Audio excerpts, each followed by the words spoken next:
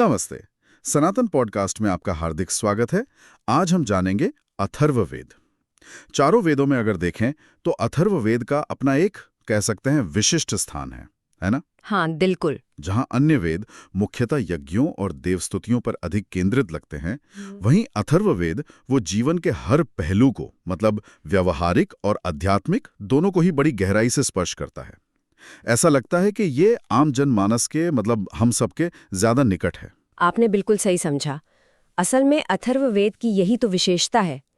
इसमें केवल यज्ञीय कर्मकांड ही नहीं है, बल्कि मनुष्य के जो अंडड़ा मतलब रोजमर्रा के जीवन की समस्याएं हैं, शारीरिक और मानसिक रोग हैं, उनका निवारण कैसे हो। अच्छा। समाज और राष्ट्र की उन्नति, दीर्घायु की कामना, पारिवारिक सौहार्द, कृषि, व्यापार, यहाँ तक कि गूढ़तम दार्शनिक प्रश्न जो हैं, जैसे जैसे सृष्टि की उत्पत्ति कैसे हुई, हम्म ब्रह्म क्या है, आत्मा का स्वरूप क्या है, इन सब पर विस्तृत विचार और मंत्र मिलते हैं। यह वास्तव में ज्ञान का एक अद्भुत और कह सकते हैं विशाल भंडार है। हाँ, ये तो है। और शायद इसीलिए इसे कभी-कभी ब्रह्मवेद भी कहा जाता है, क्योंकि ये ब्रह्म ज्ञान का प्रतिपादन प्रमुखता से करता है। ब्रह्मवेद, हाँ, ये नाम ही इसकी गहनता बता रहा है।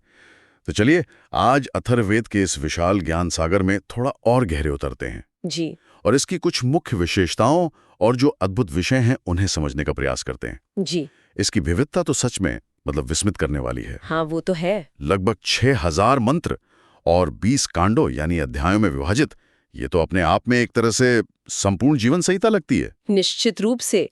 और इसकी संरचना भी बड़ी रोचक है। ये जो 20 कांड हैं, इनमें अलग अलग विषयों का समावेश है। कुछ कांड चिकित्सा और आरोग्य से संबंधित हैं, जिन्हें भेषज सूक्त कहा जाता है। भेषज सूक्त, हाँ सुना है। कुछ दीर्घायु और स्वास्थ्य के लिए हैं, वो है आयुष्य सूक्त। कुछ समृद्धि और पोषण के लिए पौष्टिक सूक्त। अच्छा। इसी तरह पापों के प्रायश्चित के लिए प्रायश्चित सूक्त हैं। विवाह और संतान प्राप्ति से संबंधित स्त्री कर्म सूक्त।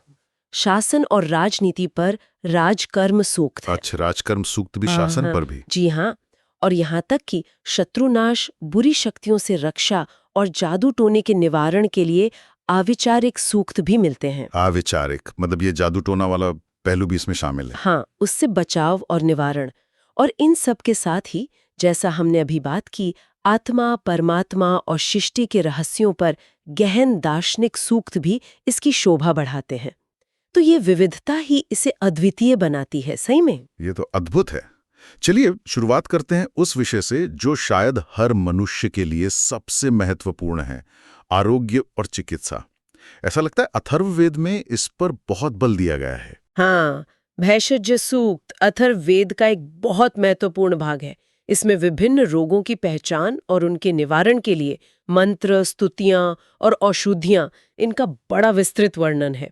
ये दिखाता है कि वैदिक ऋषि केवल आध्यात्मिक चिंतन में ही लीन नहीं थे, बल्कि भौतिक शरीर को स्वस्थ रखने के विज्ञान में भी कितने पारंगत थे। हाँ, ये बात तो है। उदाहरण के लिए जैसे हृदय रोग है, उसके निवारण हेतु सूर्यदेव की उपासना का विधान मिलता है। सूर्यदेव की? अच्छा जी। इसी प्रकार यक्ष्मा, जिसे आज हम क्षय रोग या टीबी कहते हैं, उसके निवारण के लिए अग्नि देवता की स्तुति कई स्थानों पर की गई है।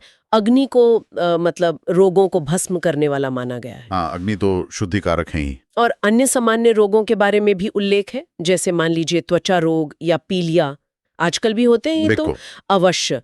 जैसे कुष्ठ रोग, विशेषकर श्वेत दाग, इसके निवारण के लिए एक नील नामक औषधि और एक आसुरी नाम की थोड़ी रहस्यमयी सी वनस्पति है, उसका प्रयोग बताया गया है। आसुरी वनस्पति? हाँ। इसी तरह हरिमान यानी पीलिया रोग के उपचार के लिए हरिद्रा यानी हमारी हल्दी, उसके प्रयोग का स्पष्ट उल्लेख है। हल्दी ये तो आज भी इस्तेमाल होती है। बिल्कुल। ये दिखाता है कि साधारण घरेलू औषधियों का ज्ञान भी उस समय कितना गहरा था। फिर जल चिकित्सा का भी महत्व बताया गया है। जल को समस्त रोगों को दूर करने वाला कहा गया है। खांसी के लिए मंत्र हैं, गंडमाला यानी गले की ग्रंथियों की सूजन और विशेषकर तकमान यानी ज्वर या बुखार, उसके नाश के लिए तो विशिष्ट मंत्र और उपचार वर्णित हैं। और जड़ी बूटियों का प्रयोग?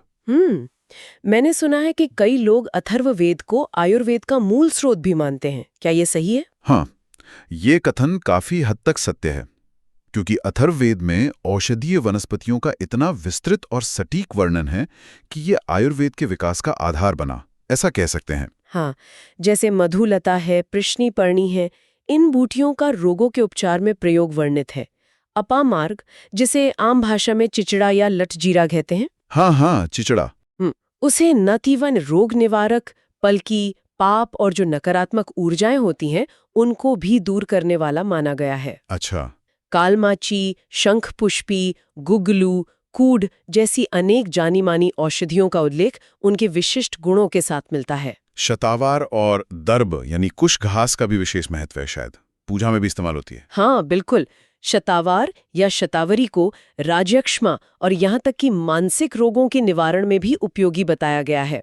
और दर्भ या कुश घास का तो धार्मिक और औषधीय दोनों दृष्टियों से बहुत महत्व है।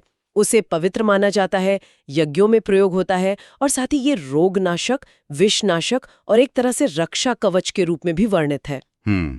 अंजन, विशेषकर त्रैकुद पर्वत से प्राप्त अंजन और यमुना नदी के क्षेत्र से प्राप्त अंजन, वो आंखों के रोगों और सामान्य स्वास्थ्य के लिए लाभकारी बताया गया है। आंखों के लिए अंजन। हाँ, रक्तस्राव रोकने और घावों को भरने के लिए रोहिणी नामक औषधि, जिसे संभवतः लाख से पहचाना जाता है, उसका उल्लेख है। और इन सब उपचारों के साथ साथ जो दिव्य चिकित्सक हैं अश्विनी कुमार, उनकी स्तुति भी आरोग्य प्राप्ति के लिए की जाती है। तो ये एक समग्र दृष्टिकोण है। मंत्र भी, औषधि भी, प्रार्थना भी, सब मिलकर स्वास्थ्य प्रदान करते हैं। ये तो सचमुच एक संपूर्ण स्वास्थ्य विज्ञान जैसा लगता है। लेकिन खैर, जीवन में केवल शारीरिक रोग ही समस्या नहीं होते। कई तरह के भय भी तो मनुष्य को सताते हैं। शत्रु का भय या बुरी शक्तियों का भय, दुर्भाग्य का भय। क्या अथर्ववेद इनसे रक्षा के लिए भी कुछ मार्गदर्शन करता है? निश्चित रूप से। देखिए, अथर्ववेद जीवन के संघर्षों से पलायन नहीं सिखाता, बल्कि उनका सामना करने और विजयी होने का मार्ग दिखाता है। हाँ, ये महत्वपूर्ण है। शत्रुनाश और उनसे रक्षा के लिए अनेक शक्तिशाली मंत्र और स्तुतियां हैं। इंद्र, जो वज्रधारी हैं और असुरों का नाश करते हैं। अग्नि, जो राक्षसों को भस्म करते हैं। मरुतगण हैं, यम हैं, बृहस्पति हैं।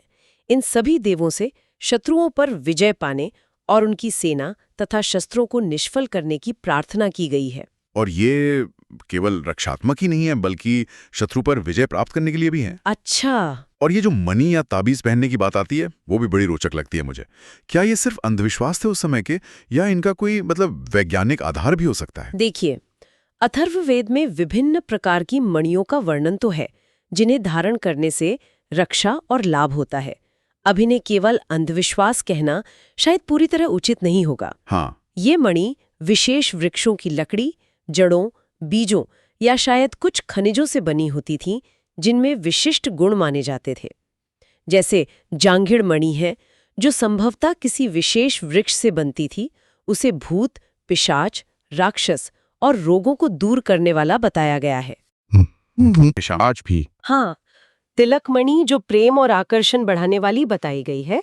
दर्भमणि यानी कुश घास से बनी, वो शत्रुनाशक और सुरक्षा कवच प्रदान करने वाली। औदुंबर मणि मतलब गुलर की लकड़ी से बनी, वो समृद्धि और रक्षा देने वाली। शंखमणि, शंख से बनी, वो पाप और विष का नाश करने वाली। वरणमणि, यक्ष्मा, शत्रु और पापों से बचाने वाली।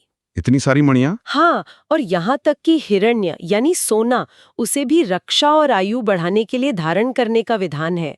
तो संभव है कि इन पदार्थों में कुछ ऐसे तत्व या ऊर्जाएं हों जो मनुष्य के शरीर और मन पर सकारात्मक प्रभाव डालती हों, जिसे आज हम शायद पूरी तरह समझ नहीं पाते। ये भी हो सकता है। और जो अदृश्य शक्तियां हैं, जैसे मान लीजिए राक्षस, पिशाच या फिर किसी के द्वारा किया गया कोई अभिचार या कृत्य, जैसे आजकल लोग जादू टोना कह देते हैं, उनसे बचाव के क्या उपाय बताए गए हैं? ये भय तो देखिए आज भी समाज में कहीं ना कहीं व्याप्त है। हाँ, और अथर्ववेद इस यथार्थ को स्वीकार करता है कि ऐसी नकारात्मक शक्तियां और द्वेषपूर्ण कर्मकांड, जिन्हें कृत्या कहा गया है, वो हो सकते हैं। अच्छा। और इनसे बचाव के लिए भी स्पष्ट उपाय वर्णित हैं। आसुरी माया से उत्पन्न कुछ वनस्पतियों का उल्लेख है जो इन शक्तियों का प्रतिकार करती हैं। कृत्या को पहचान कर उसे वापस भेजने के शक्तिशाली मंत्र है। मतलब सीधा कहा गया है, जिसने तुझे भेजा है उसी के पास लौट जा। वाह। पाप की जो अधिष्ठात्री देवी है नृति, उनको शांत करने की स्तुति है। भूत प्रेतों के स्वामी रुद्र और देवराज इंद्र से पिशाचों को भगाने की प्रार्थना है। अपामार्ग वनस्पति का प्रयोग फिर से आता है कृत्या और पापों को दूर करने के लिए। बुरे स्वप्नों के नाश के लिए भी प्रार्थनाएं हैं। सर्प विष के निवारण के लिए भी मंत्र और उपचार दिए गए हैं। तो अथर्ववेद एक प्रकार से सर्वांगीण सुरक्षा कवच प्रदान करता है, ज्ञात और अज्ञात, दृश्य और अदृश्य सभी प्रकार के भयों से। अच्छा, ये सब जानकर तो लगता है कि अथर्ववेद जीवन को बहुत गंभीरता से लेता है और उसके हर पहलू के लिए समाधान प्रस्तुत करता है। अच्छा, एक बात और, वेद और यज्ञ तो अविभाज्य माने जाते हैं। अथर्ववेद में यज्ञ और अन्य सामाजिक संस्कारों का कैसा स्वरूप देखने को मिलता है? हाँ, यद्यपि अथर्ववेद में आंड्र जीवन पर अधिक ध्यान है, फिर भी यज्ञ और कर्मकांड तो इसकी आत्मा है ही। इसमें यज्ञ में प्रयुक्त होने वाली सामग्री जैसे हविष्य यानी आहुति देने योग्य पदार्थ, हाँ, हविष्य, पवित्र सोमरस का जिक्र है, समिधा यानी यज्ञ की लकड़ी प्रज्वलित करने की विधि, यज्ञ वेदी का निर्माण कैसे हो, इन सब का वर्णन मिलता है। विभिन्न देवों जैसे अग्नि, इंद्र, सोम, वरुण, बृहस्पति, विश्वदेव, अश्विनी कुमार आदि का आवाहन यज्ञों के माध्यम से किया जाता है। और अग्नि के जो 3 प्रमुख रूप हैं, गार्हपत्य यानी गृहस्थी की अग्नि, आहवनीय यानी यज्ञ की अग्नि और दक्षिणाग्नि, उनका भी स्पष्ट उल्लेख है जो यज्ञ की जटिलता और महत्व को दर्शाता है।